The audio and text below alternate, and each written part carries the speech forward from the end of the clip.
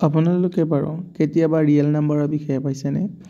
Real number যেতিয়া আমি ইয়াক দুটা ভাগত ভগাওঁ তেতিয়া আমি ৰেচনেল নাম্বাৰ আৰু ইৰেচনেল নাম্বাৰ হিচাপে আমি দুটা পাওঁ, অৰ্থাৎ ৰেচনেল নাম্বাৰ আৰু ইৰেচনেল নাম্বাৰ হিচাপে দুটা পাওঁ। যেতিয়া ৰেচনেল নাম্বাৰক আমি যেতিয়া দুটা ভাগত ভগাওঁ তেতিয়া ইণ্টিজাৰ আৰু নন ইণ্টিজাৰ হিচাপে পাওঁ।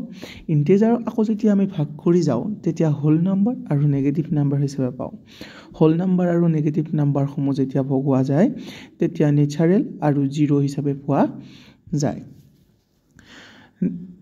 নেচাৰেল নাম্বাৰসমূহ হৈছে যেনে ধৰণৰ 1, 2, 3, 4 এনেকুৱা ধৰণৰ।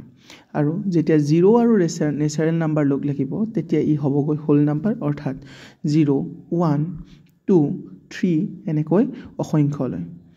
যেতিয়া হোল নাম্বাৰৰ লগত নেগেটিভসমূহ লগ লাগিব, অৰ্থাৎ -3, -2, -1 এনেধৰণৰ নম্বৰসমূহ লগ লাগিব তেতিয়া ইহঁত দুয়োটাই লগ লাগি ইণ্টিজাৰ হ'ব, অৰ্থাৎ সংখ্যা ৰেখাত দেখুওৱাৰ দৰে 0, 1, 2, 3 এইফালে -2, -3, -1, -2 এনেধৰণৰ।